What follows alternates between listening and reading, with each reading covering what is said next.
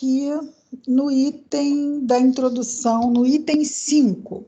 No item 5 da introdução, Kardec está nos trazendo aqui sobre a situação de que não apenas as pranchetas, as cestas, seriam um recurso, como foi se desenvolvendo esse recurso até se chegar na questão do médium, né? No ponto da utilização direta do médium, já que também haviam médiums agindo indiretamente para o fenômeno antes, mas não se sabia muito bem como a coisa acontecia, então se passou para o médium.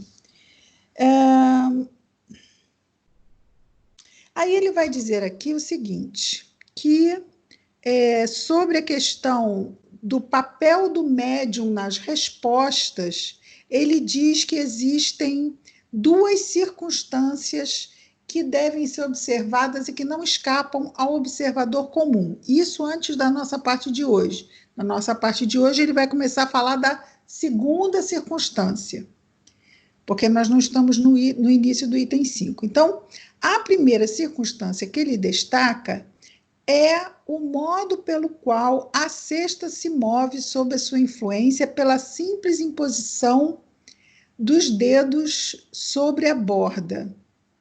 Então, ali ele diz que a observação, ela demonstra a impossibilidade do médium imprimir uma direção qualquer à cesta.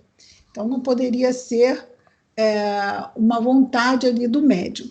Então, a gente vê que, nesse momento, ele alterna, ora falando de cesta, ora falando já de uma psicografia, certo? Mas com o lápis mesmo na mão do médium.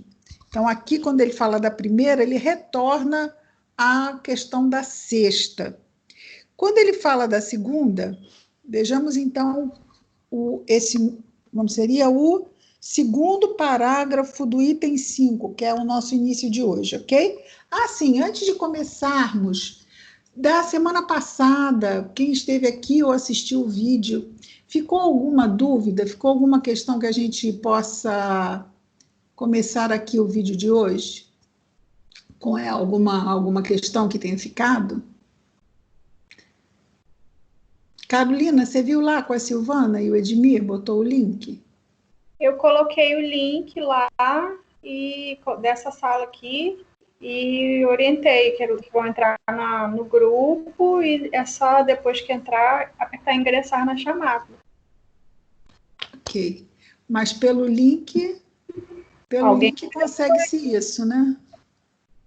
Olha, entrou mais alguém. Ok. Muito bem, então vamos lá. Nenhuma dúvida? Nenhuma questão? Não foi. Então vamos adiante.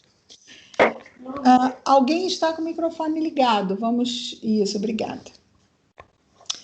A segunda circunstância resulta da própria natureza das respostas, que, na maioria das vezes, sobretudo quando se trata de questões abstratas ou científicas, estão notoriamente fora dos conhecimentos e, algumas vezes, além do alcance intelectual do médium. Então, seria uma característica forte a se observar sobre a questão do papel do médium, como poderia ser do médium se ele sequer tem conhecimento para poder falar daquele assunto. Que este, como geralmente sucede, no caso, o médium, não tem consciência do que escreve sob a influência do espírito, que frequentemente não entende ou não compreende a questão proposta. No caso, de novo, o médium, já que pode ser feita numa língua que lhe seja estranha, ou mesmo mentalmente, ou seja, uma pessoa, um dos presentes faz uma pergunta mental, e o espírito, através do médium, que não médium, obviamente, né? O espírito, através do médium, responde a pergunta que foi feita mentalmente por um dos presentes. Quer dizer, como poderia acontecer, né? Outra coisa interessante que ele diz aqui, que pode também a resposta ser dada neste idioma desconhecido do médium. Então, quando isso acontece, qual é o nome dessa mediunidade? Quem souber, é só ligar o microfone e falar.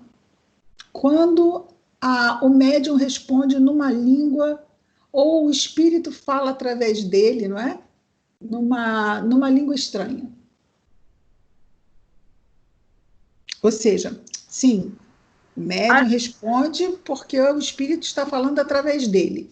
Quando a mensagem é dada numa língua desconhecida do médium, qual é o nome dessa mediunidade?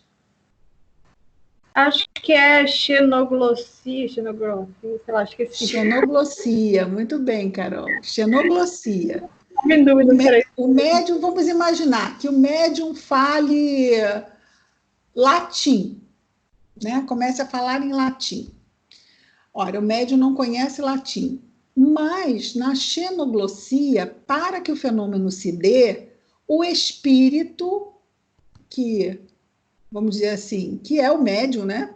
O espírito médium, ele tem que ter o conhecimento dessa língua.